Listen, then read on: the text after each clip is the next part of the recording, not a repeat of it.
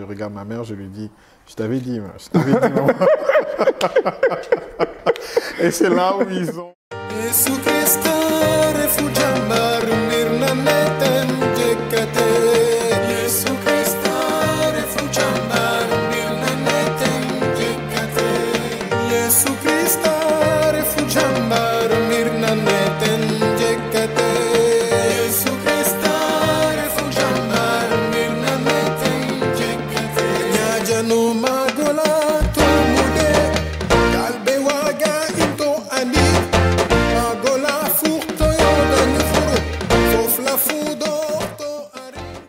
Nous avons deux vies. Et la deuxième commence quand on se rend compte que nous n'en avons qu'une seule. Ces propos sages de Confucius nous renseignent sur l'urgence de prendre sa vie en main. C'est ce que nous allons découvrir aujourd'hui avec notre invité Fulgence Gakou, auteur du magnifique livre Everest, dont nous allons parler tout à l'heure. Fulgence Gakou est un artiste-compositeur, un chanteur gospel sénégalais qui totalise plus d'une dizaine d'années de scène. Passionné de développement personnel, il est coach, écrivain, formateur et conférencier certifié John Maxwell en leadership, art oratoire et gestion des affaires. Il est également certifié en expertise comportementale DISC et force motrice. Il accompagne chaque année plusieurs centaines d'hommes et de femmes, tous métiers confondus, voulant accroître leur leadership et développer leur aptitude managériale et leur capacité à prendre efficacement la parole en public. Sans plus tarder, nous allons retrouver Fulgence. Bonjour Fulgence. Bonjour Stéphane. Merci d'avoir accepté mon invitation pour ce premier entretien business Ils ont osé, qui reçoit des hommes et des femmes d'influence afin de retracer avec eux leur parcours et inspirer des millions de jeunes Africains d'ici et de la diaspora qui souhaitent se lancer dans l'entrepreneuriat et l'investissement en Afrique. Donc déjà, merci également à toi pour l'invitation. C'est un immense plaisir pour moi d'être là. Je pense que le concept est bien clair, c'est tout simplement de pouvoir ajouter de la valeur à tout ce qui nous regarde. Et ça tombe à point nommé parce que, voilà, moi, Fulgence Gakou, si je dois me présenter, je dirais que la valorisation, plutôt la mise en valeur de l'humain, c'est vraiment quelque chose qui me passionne. Passion au travers de la musique, cette musique qui m'a bercé et qui fait de moi aujourd'hui un artiste gospel depuis quand même bientôt plus de 10 ans. Et en parallèle, donc, je suis également coach, formateur et conférencier certifié John Maxwell et expert comportementaliste. Donc, pour une brève présentation, voilà, c'est ce qui régit un tout petit peu ma vie. Tout à fait. Ouais. Et c'est un plaisir de savoir que il y a des jeunes ici au Sénégal qui sont multidimensionnels. Fulgence, il est artiste, comme il vient de le dire, artiste gospel depuis maintenant plus de 10 ans. Ça n'est pas évident au Sénégal. À l'époque, je me rappelle quand il démarrait ce métier, en tout cas cette aventure, le terrain a été assez vierge et très vide. Totalement. Donc, en l'espace de 10, 11, 12 ans bientôt, il y a eu quand même un vaste changement qui a été opéré grâce à ton audace, donc, que nous saluons. Et nous te félicitons pour ce parcours qui est très inspirant. Merci. Donc, déjà, on va commencer par explorer ce livre, donc Everest, un livre magnifique qui a été rédigé par Fulgence Gakou. Donc, je le laisse présenter en quelques lignes le livre pour que les internautes qui nous suivent sachent le trésor que j'ai entre les mains. Absolument. Et d'ailleurs, dans la présentation personnelle, j'aurais dû ajouter le cachet, donc écrivain, auteur, tout à fait. Tout à fait. Parce que comme tu le dis, donc j'ai pu sortir mon premier ouvrage en février 2023. J'ai dit mon premier parce que j'espère qu'il y en aura bien d'autres. Absolument. Qui porte le nom donc d'Everest. Everest, comme vous l'entendez, c'est le mont Everest, la plus haute montagne du monde. Et je le dis donc au début de l'ouvrage où j'ai dit que naturellement je suis donc un acrophobe. Donc rassurez-vous, je n'ai surtout pas l'intention de gravir cette montagne physiquement. Mais en parallèle, à défaut de faire cela, je me suis quand même demandé quel était donc moi mon Everest à moi, ma plus haute montagne, celle pour laquelle je vis, celle pour laquelle également je respire, et cette montagne que je voudrais atteindre, tout en sachant que chaque individu est censé en avoir cette montagne, c'est-à-dire le plus grand objectif de sa vie, hein, la raison pour laquelle nous vivons, ou plutôt reformuler, si on doit le reformuler en question, qu'est-ce qu'on voudrait que le monde retienne de nous à la fin de notre vie. Tout à fait. Et ce livre, donc, n'était pas, quand même, je l'avoue, censé en être un. C'était plutôt un cours que j'ai eu à développer, hein, par l'inspiration toujours, je le crois, que j'ai eu à développer et donc à partager à l'occasion de mes différentes séances de cours, parce que quand même je suis également enseignant dans plusieurs universités de Dakar, dans mes domaines de prédilection. Et lorsque j'ai eu à partager ce cours avec les différents points, j'ai voulu me mettre un peu à la place des étudiants. Et d'ailleurs, eux, ils se sont retrouvés et pour certains, ils ont apporté des inputs, dire qu'il faudrait mettre ça, enlever ça. Donc, c'est quand même un livre, finalement, qui est adapté à la réalité du terrain. Donc, en plus d'en faire un cours, donc je me suis dit, allez, pourquoi pas vulgariser cela et le mettre à disposition d'un plus large public, tout en sachant qu'il s'adresse à tout type d'individu, tout type d'entrepreneur ou tout individu qui recherche tout simplement sa voie, pour ne pas dire sa vie. Tout à fait. Et donc, ce livre a vu le jour, compte tenu de toutes ces expériences. Et aujourd'hui, je me réjouis de toutes ces vies qui ont été bouleversées. Tout à fait. De toutes ces résolutions qui ont été prises, de toute cette quête également intérieure et même extérieure que ce livre a permis aujourd'hui à une bonne majorité de ceux qui ont lu, en tout cas, de pouvoir se lancer. Et je me réjouis aujourd'hui du bien que ça fait au monde. Tout à fait, tout à fait. Et je confirme parce que je l'ai lu, et c'est une grande source d'inspiration. C'est gentil. Donc, au départ, il est question dans le livre du premier ressenti. Donc, qu'est-ce que tu peux nous dire du premier chapitre jusqu'au 10e, les 10 points, de façon résumée. Bien sûr. En quoi cela consiste? Alors, comme on dit, Everest, Mont Everest, hein, c'est comment faire pour atteindre la plus haute montagne de sa vie. Et pour atteindre une plus haute montagne de sa vie, il faudrait connaître la montagne. Il faudrait se connaître quelle est sa propre montagne. Donc, ce qui fait que mon père, d'ailleurs, n'a jamais cessé de me dire ceci, même par rapport à la musique, et ses paroles m'ont bercé, m'ont motivé davantage. Il a toujours dit « Fulgence, defal lo xam ». C'était une façon de me dire « Lance-toi dans ce que tu aimes faire ». Parce qu'il a compris une chose, que c'est quand seulement je me lancerai dans ce qui me passionne que je pourrai donc atteindre le sommet de ce qui me passionne. À défaut, je tourne en rond. Et le livre, donc, le tout premier point vient dire ceci, n'étouffez pas votre premier ressenti. Ce que j'appelle le premier ressenti, c'est notre premier rêve, notre première passion, notre première aspiration qui, pour la plupart du temps, à cause d'une pression sociale ou sociétale ou peut-être à cause de ce qui se passe autour de nous qui fait qu'on se dise, ben non, c'est un peu trop ambitieux, c'est pas trop réalisable, c'est pas trop réaliste, fait que nous l'étouffions donc dans un tiroir et finalement, malheureusement, on saura jamais ce que ces premiers ressentis, si on les avait développés un jour, ce qui serait devenu. Malheureusement, il n'y a pas une autre méthode que de le savoir, si ce n'est tout simplement de pouvoir donner vie à ce premier ressenti, au premier point d'ailleurs du livre, dans le premier point, autant pour moi, et dans le second, donc je demande au lecteur, après n'avoir pas étouffé son premier ressenti, il s'agira de se demander, mais le pourquoi, le why, comme dirait Simon Sinek, quel est le lien qu'il y a entre moi et ce premier ressenti-là. Et ça me permet de faire un clin d'œil également à tous ceux qui n'ont pas trouvé ce why, ce pourquoi.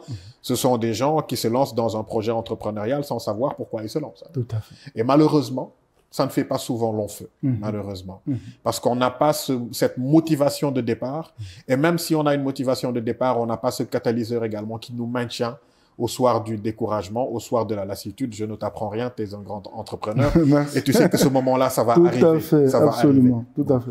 Donc, absolument, donc, trouver son pourquoi intérieur, ce qui me lie également à ce projet, son pourquoi extérieur, ce que ce projet pourrait apporter plus tard au monde. Et quand on a trouvé cela, on a défini au point 3 les objectifs. Et après les objectifs, quand même les sous-objectifs qui mènent au grand objectif. À défaut de quoi, une fois qu'on est sur le terrain, on se rend compte que oui, on a été un peu trop ambitieux quand même. Parce qu'il faut dire que ce livre ne vient pas vous dire que oui, la vie est rose. Il nous donne les réalités du terrain. Donc les sous-objectifs, quand vous ne les définissez pas, une fois sur le terrain, vous vous rendez compte que vous auriez dû peut-être vous y prendre un peu plus tôt. Tout à fait. Avant maintenant de commencer now, maintenant. Tout Pas hier, hein, Mais encore maintenant. moins demain, mais maintenant. Tout à fait. Parce que le maintenant également, il est vital. D'ailleurs, la meilleure façon de savoir nager, me disait un de mes professeurs, Fulgence, c'est de plonger. Tout à fait. Nous ne pourrons jamais réaliser, en fait, un projet d'un point A à un point B sans forcément avoir lancé le premier pas. Et d'ailleurs, ceux qui escaladent leur Everest, ils ont un jour posé un pas. Tout à fait. À défaut de quoi, pourquoi l'escalader? Ça n'a pas forcément de sens. Donc, lancez-vous et apprenez surtout de votre lancée. Sur le terrain, également, il faut le dire, ce ne sera pas forcément de tout repos. Hein. Parce qu'une fois que vous serez sur le terrain, vous allez vous rendre compte, comme je disais tout à l'heure, de la puissance du pourquoi. Parce que le pourquoi, au deuxième point, il est ce point qui vous permet de vous lancer, mais plus tard, il est ce point qui vous permet de vous maintenir également. Tout à fait. Ouais. Tout à Donc, fait. à ceux qui n'ont pas trouvé le pourquoi, une fois sur le terrain, quand ils feront face à une situation compliquée, qu'est-ce qui va les maintenir? S'ils n'ont pas de raison de le faire, ils vont rebourser chemin. Tout à fait. Or, si on a trouvé le pourquoi en amont, ce même pourquoi sera comme une piqûre de rappel et il sera comme pour une voiture le carburant sur l'autoroute à péage. Tout à fait. Tout à fait. Et lorsque vous avancez, encore une fois, je vais straight aller sur l'avant-dernier point quand même qui me marque le plus selon moi, qui est la dernière ligne droite, qui est quand même la ligne droite, la ligne la plus compliquée Tout à fait. de tout projet entrepreneurial. Tout à Et fait. donc, à chaque fois que nous nous sommes lancés, au tout début, si le contexte y prête, on est en temps de carême, mais là encore, tout va bien. Mais quand on arrivera à la semaine sainte, Tout à fait. les 3 derniers jours du carême, Belle illustration. on a l'impression qu'on n'a jamais jeûné. Tout à fait. Le soleil qui fait comment dire encore, les célébrations avec un temps soutenu, honnêtement, c'est la ligne droite la plus compliquée. Mais quand vous arrivez à ce point, Stéphane, ce qui est merveilleux, c'est que qu'est-ce qui nous maintient? Parce que ceux qui ont atteint le mont Everest, ils sont arrivés à 7000 mètres d'altitude, tout en sachant que le mont Everest fait 8848. Donc là, vous apercevez le sommet. Mais vous avez fait au moins plus de 3, 4, 5, 6 semaines de trajet. Votre cerveau ne fonctionne plus. Tout à fait. Des hallucinations, des vomissements. Et vraiment, votre corps a totalement lâché. Mais qu'est-ce qui vous permet de faire le dernier bond? C'est lorsque vous regardez le rétroviseur et vous vous dites, que vous voyez tout le trajet que vous avez parcouru, qui est quand même de très loin, plus long que le trajet qu'il vous reste à faire. Tout à fait. Or, la réputation du Real de Madrid, elle ne s'est pas faite parce que le Real va jusqu'en finale et perd les finales. Si elle s'est faite, c'est parce que le Real, quand il va en finale, il remporte les finales. Tout à fait. Et donc, cette dernière ligne droite, je la considère comme cette finale qu'il faut remporter. Parce que Benzema l'aurait dit d'ailleurs, une finale, ça ne se joue pas, ça se gagne. Tout à fait. Et le dernier bond, vous arrivez au mont Everest, M-O-N, qui n'est surtout pas une faute d'orthographe, mais le mont Everest en réponse à votre premier ressenti. Ce n'est pas l'Everest de quelqu'un que vous avez escaladé, mais c'est l'Everest de ma propre personne qui vient faire écho à mon premier ressenti que je n'ai pas étouffé. Tout à fait. Et c'est un beau projet parce que quand vous arrivez au sommet, 2 résultantes, vous êtes une inspiration pour vous-même, parce que vous vous êtes prouvé que vous êtes capable de le faire, Tout à fait. mais vous êtes une inspiration pour les autres, effectivement. parce qu'une fois que vous redescendez donc de cette montagne et que vous trouvez tous ceux qui sont au bas de leur Everest en train de douter, en train de se demander s'ils peuvent le faire, écoute, vous pouvez leur dire que si je l'ai fait, c'est que vous êtes également capable de le faire. Tout à fait. Et c'est ça la beauté donc de ce trajet, de son Everest personnel. Absolument. Et j'aimerais bien savoir comment la famille elle a réagi. Au départ, quand Fulgence il s'est dit, il est temps que je me mette à gravir mon Everest. Une décision difficile, j'imagine. Très difficile parce que quand même j'étais très très très jeune et vous venez de le dire. Quel âge à l'époque? 22 ans, 21 ans, 22 ans. Tout à fait. Là où tous mes camarades étaient totalement focalisés sur les études, moi je me dis allez je vais lancer ma propre carrière. Et qui plus est, au Sénégal, faut le dire quand même, Dieu nous a fait grâce, on a une belle cohésion du point de vue religion. Les religions s'entremêlent, les confréries s'entremêlent et c'est ça qui fait la beauté du pays, pourvu qu'on puisse garder également ses valeurs ainsi. Mais ce qui est merveilleux, en fait, c'est que on est une forte minorité, les chrétiens, les catholiques au Sénégal. Et je me suis dit, je vais me lancer dans la musique gospel. C'était audacieux quand même. Fallait le faire. Fallait le faire. Aujourd'hui, ça passe très bien. Quand vous dites à la limite, je me lance dans la musique gospel sénégalaise, on dit que ça va très... Oui, c'est normal. Mais à l'époque, non, fallait le faire. Et donc, je comprends Et j'imagine, je me rappelle encore ce frais dans ma mémoire, hein, ce stress du point de vue de ma famille, hein, ces questions que tout le monde se posait, et peut-être même que je me posais moi aussi, hein, mais je ne pouvais pas avoir une réponse à ces questions si je ne me lançais pas, dans tous les cas. Et la seule chose que je ne voulais pas, c'était avoir des regrets plus tard. Arriver à un moment donné de ma vie, de me dire que il y a une chose que je voulais faire, mais je n'ai pas fait cette chose pour une raison X ou Y. Mais où est-ce que ça m'aurait mené? Je ne voulais pas qu'on me raconte cette histoire, je voulais la vivre. D'accord. Et c'est ça qui a fait aujourd'hui qu'on peut parler de 1, 2, 3 ans, jusqu'à 10 ans de ministère, 11 ans, avec 3 albums à la clé. Je rends grâce à Dieu. Tout à fait. Justement, parlons des albums. Le dernier qui est sorti, Histoire d'amour. Histoire d'amour. Où est-ce qu'on en est? Alors, c'est un album quand même qui est quand même très bien passé, hein, si je m'en réfère aux différents avis et surtout aux retours que j'ai. Le titre est accrocheur. Histoire d'amour. Tout le monde a envie d'en savoir plus. C'est pas contextuel puisque je me suis marié récemment. Hein. Félicitations en passant. Et sûrement peut-être que c'était une introduction à cette... Une anticipation. Une anticipation, je dirais. Mais voilà, je pense que l'album, finalement, j'ai été le plus grand bénéficiaire de cet album, finalement. Donc, l'histoire d'amour, c'était une histoire à raconter. Une histoire que je voulais raconter au monde. Quelle histoire? Cette histoire d'amour entre Dieu et moi.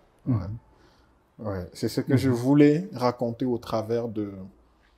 Parce que tout ce qui s'est passé, et même j'anticipe, pour paraphraser, tout ce qui se passera plus tard pour moi est régi, motivé par une histoire d'amour. On ne peut pas se lancer dans ce trajet modestement dans lequel je me suis lancé si on n'est pas un amoureux de la vie. Et qui dit amoureux de la vie, dit amoureux de Dieu, tout simplement, parce que c'est Dieu qui donne la vie. Tout à fait. Et cet album, donc, dans les thèmes qui ont été choisis, ou plutôt dans les morceaux et tous les titres, en fait, viennent... corroborer cet amour, cette relation, cette intimité que j'ai modestement avec le Seigneur, qui me permet toujours de vouloir être une source d'inspiration, une motivation, une source de motivation supplémentaire, quelqu'un qui se tend tout simplement à apporter de la valeur aux autres. Et ce que j'aime à dire souvent, c'est que le meilleur cadeau que vous puissiez faire, Stéphane, à un individu, c'est de le réconcilier avec sa propre personne. Nous sommes tous en conflit avec nous-mêmes. Tout à fait. Tous les jours dans notre vie. Tout à fait. Pas en conflit avec les autres. Et d'ailleurs, même pour la plupart du temps que nous sommes en conflit avec les autres, c'est parce que nous sommes en conflit avec nous-mêmes, d'ailleurs.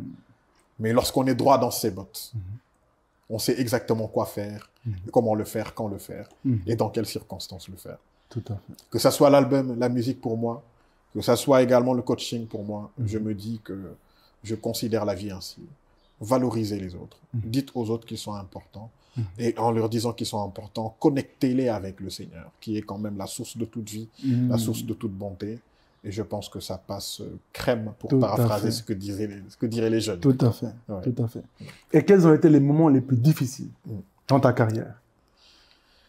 Une histoire qui me vient à l'esprit lorsque cette question m'est posée, quand il a fallu faire un concert au Grand Théâtre, et on est allé dans une grande télé de la place au Sénégal, dont je tairai le nom, et qu'on leur a demandé, est-ce que vous voulez bien venir couvrir notre événement, et qu'ils nous ont dit clairement, notre audience, notre audimat n'est pas une audience à majorité catholique. Donc, on ne peut pas venir. D'accord. Alors, ça fait mal, ça. D'accord, tout à fait. Parce qu'on nous a quand même prôné cette laïcité, on est né dans cette laïcité, et je ne comprends pas, je ne l'ai pas compris, mais je l'ai accepté. D'accord. Et la nuance est importante. La nuance est très importante. Parce que pourquoi je l'ai accepté? Parce que je me suis dit, justement, à partir de là, c'est à nous de faire de telle sorte. C'est un challenge, C'est un challenge, tout simplement. Donc, notre activité n'est pas forcément, n'est pas attrayante pour les autres. C'est à nous de faire une activité attrayante. Tout à fait. Et donc, c'est aussi simple que ça. Essayer de trouver la responsabilité par rapport à ma propre personne. Donc, voilà, j'accepte cette situation. Et aujourd'hui, quand même, grâce à Dieu, on choisit quelle télé couvre notre événement et quelle télé ne couvre pas. C'est nous qui choisissons modestement. Tout à fait. Et je pense que voilà, tout est grâce. En plus de ça, quand même, s'il y a également un autre épisode, c'est que j'étais à la FASEC lorsque je devais faire mon premier album. Mon studio se trouvait à Djamalai. J'étudiais à la FASEC et j'habitais à Guédiawaye. Je terminais des cours donc à 18h. Si je devais aller en studio, puis rentrer à Guédiawaye et devoir revenir en classe le lendemain, ça a été compliqué. C'était pas jouable, concrètement. Et bah, qu'est-ce que j'ai fait? Je suis allé loger à la fac pendant 6 mois. Je dormais à 8 par chambre. Ah bon, 8 quand même. 8, 4 en haut, 4 en bas. Ceux qui ont fait l'UQAD vont se retrouver dans cette histoire-là. Et des gens que je ne connaissais pas, qui ne me connaissaient pas non plus, mais enfin, c'est un temps qui me... Parce que tout cela avait une raison. Donc, je sortais de la fac, j'allais en studio, puis je revenais à la fac pour dormir, donc à l'UQAD. Et puis après, je rentrais le lendemain à la fac. Donc, ça me permettait de pouvoir jouer sur les 3 tableaux avec un facteur temps quand même qui n'était pas du tout négligeable. Et j'ai fait ça pendant 6 mois. Je me rappelle, je sortais de la maison avec mon matelas, mon mergadou. J'imagine. Ma mère me dit, toi, tu ne vas pas trop durer là-bas, toi. Et aujourd'hui, on s'en rappelle, il fallait que les choses se passent ainsi. Donc, vraiment, je suis très grateful, on va dire. Tout à fait. Reconnaissant. Reconnaissant, absolument. Tout à fait. Et quels ont été justement les moments les plus, on a dit tantôt les plus difficiles, les meilleurs, disons maintenant? Le meilleur moment, ce n'est même pas la sortie de mon premier album, parce qu'encore là, il y avait des challenges. Le meilleur moment, c'est mon premier concert à Sorano. Alors, j'avais 22, 23 ans, et ça a fait un tollé, j'ose le dire, du point de vue familial. Je dis à ma famille, d'ailleurs, à Sorano, c'était la plus grande salle du Sénégal. Oui, à l'époque, effectivement. Je passais souvent devant cette salle en étant en voiture, je dis, Seigneur, donne-moi la grâce de pouvoir me produire ici. Et donc, quand je dis à ma famille, j'ai fait un concert à Sorano, ça a fait un tollé. Et c'est normal. Ils veulent me protéger. Tout à fait. C'est du jamais vu. Tout à fait. Pourquoi c'est tombé sur nous? C'est inédit. Et donc, je disais à ma mère, durant tout le temps de la préparation, tu vas voir qu'on va remplir cette salle. Parfois même sans trop de conviction, mais pour moi, en fait, tout ce que je disais, je ne pouvais pas avoir le contrôle de la réaction de l'extérieur, si les gens allaient venir ou pas. Mais le contrôle que j'avais, c'était le contrôle de ma propre personne, si j'allais produire un bon spectacle ou pas. Et donc, tout mon focus était sur ce que moi j'ai à offrir. Et s'ils viennent, ils auront peut-être la chance de pouvoir vivre cela. Et on a répété pendant des semaines. On était jeunes, il n'y avait pas de méthode, il n'y avait absolument rien. On répétait du lundi au dimanche. Quelqu'un de l'orchestre tombe malade, va se reposer. Quand il revient, un autre tombe malade également. Et on était dans un travail de chaîne sans vraiment méthodologie, sans méthode autant pour moi. Et le concert, donc on est arrivé la veille, le matin, le jour du concert, il n'y a plus de tickets, tout simplement. Guichet fermé. On parle de 1128 places à l'époque. Quand même. Pour une première. Pour une première. Tout à fait. Et donc, dès que je monte sur scène et que je vois donc mon père, ma mère, mes sœurs assises, à la fin du concert, lorsque je descends de la scène, je regarde ma mère, je lui dis, je t'avais dit, maman.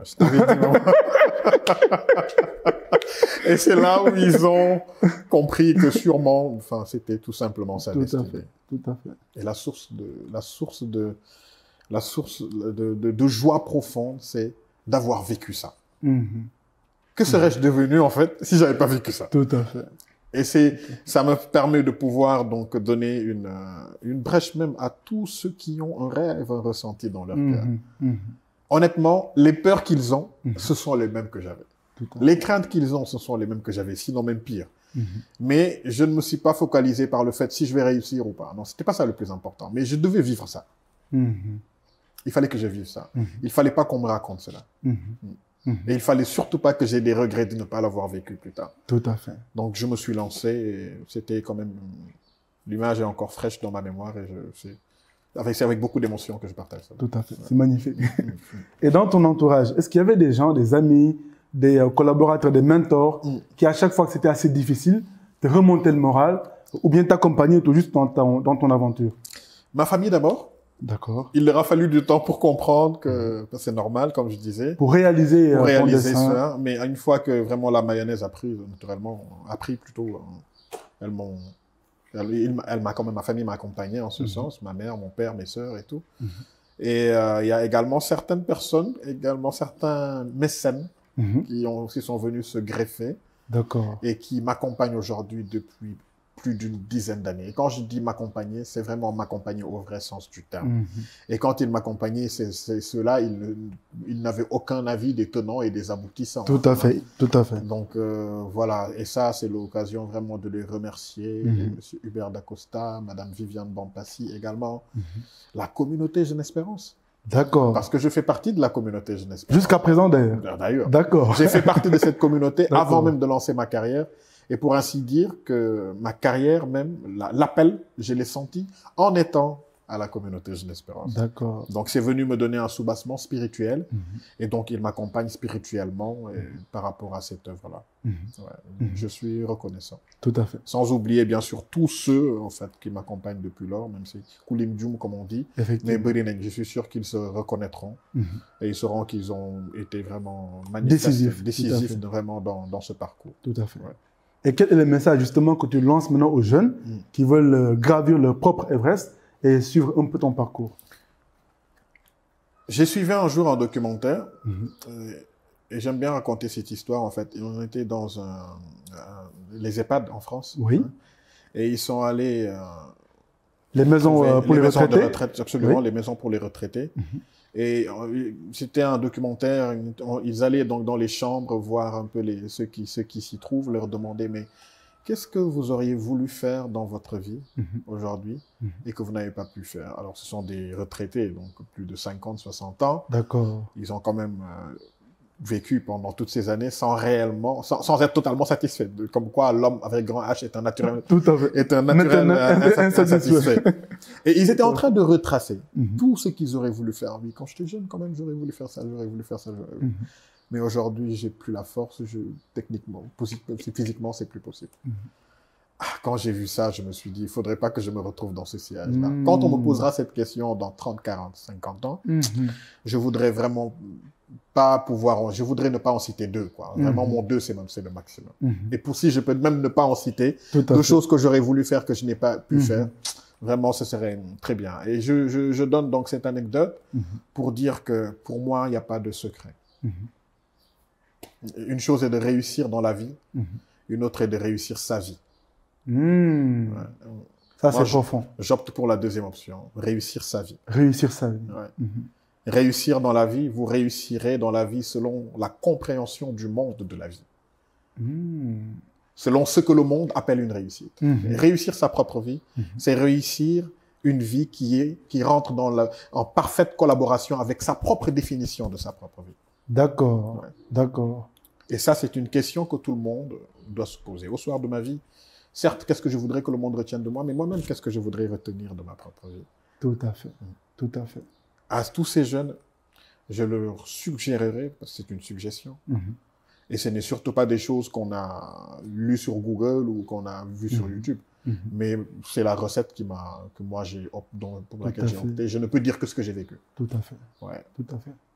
Parce qu'à l'époque, quand même, il faut le dire, j'étais quand même à l'université, mais aujourd'hui, je ne regrette pas d'avoir suivi quand même la voie de ma passion. Non, je ne regrette pas. Si c'était à refaire, je le referais. Parce que si je ne l'avais pas fait, je pense qu'il m'en aurait manqué quelque chose. Et ce qui est merveilleux, c'est que tout ce qui suit après rentre dans la parfaite lignée de sa propre vie. D'accord. Chanteur, un artiste, c'est quelqu'un qui est devant un public, qui espère apporter de la valeur ajoutée au public. Ce n'était pas suffisant. Je me suis lancé dans le coaching, modestement. Qu'est-ce que le coach? C'est quelqu'un qui apporte également de la valeur. Tout à fait. Beaucoup de valeur, d'ailleurs. Beaucoup de valeur. Qu'est-ce qu'est le conférencier? Il est devant une scène au même titre également que l'artiste. L'artiste va le faire d'une façon musicale et lui également va le faire, le conférencier va le faire d'une façon verbale et même verbale, musicale, parce qu'il faudrait qu'il puisse jumeler tous les bons mots avec les bonnes intonations. Là, on rentre dans les dimensions du langage avec le paraverbal. Tout à fait. Qui permettent de pouvoir donc toucher, appuyer sur les bons leviers. Et quand le coaching n'a pas suffi, j'ai écrit un livre. et j'entends ma mère me dire ok, donc quoi tu vas maintenant nous fourrer? Mais je pense qu'elle comprend que je suis un passionné et que j'ai envie de vivre pleinement ma vie, envie de la réussir pleinement. Tout à fait. Modestement. Tout à fait. Donc, une dernière question. Pour ceux qui veulent trouver le livre, comment est-ce qu'ils font? Alors, ce livre... Les contacts, un email ou bien... Bien sûr. Et déjà, il est disponible dans les librairies de Dakar, déjà. D'accord. Aux 4 vents et également à l'université à Claire Afrique. Claire Afrique, d'accord. Et il est disponible sur Amazon également. D'accord. Pour ceux qui veulent l'avoir à partir de l'extérieur. La version électronique? La version électronique. D'accord. Ils peuvent l'avoir. La version physique, autant pour moi. D'accord. Ouais. Donc, ils peuvent l'acheter sur Amazon et ils se le feront livrer par Amazon. D'accord. Ouais. Via les livreurs. Via les livreurs. Logisticiens. Absolument. D'accord. Ouais. Parfait. Donc, il y en a beaucoup à l'extérieur quand même qui se sont procurés cet ouvrage. D'accord. Via Amazon. Via Amazon. D'accord. Depuis 1 an maintenant. Hein. C'est l'occasion de leur faire un coucou d'ailleurs. On attend le second livre. Bah, il y en aura certainement. Dans un chant pour terminer. Alors. L'amour est fou, rogo pacher, o feti achama que jeg ma fa. L'amour est fou, rogi alirmande, o fena wasanacham pakadesfa. Erog ham gimano. Tono chenes fab hamgidman lamrok worefu yales worefu o mumuchiles erok hamsiwanan tono memeth Fab hamgidman lamrok worefu yales tonna osom yakaru enro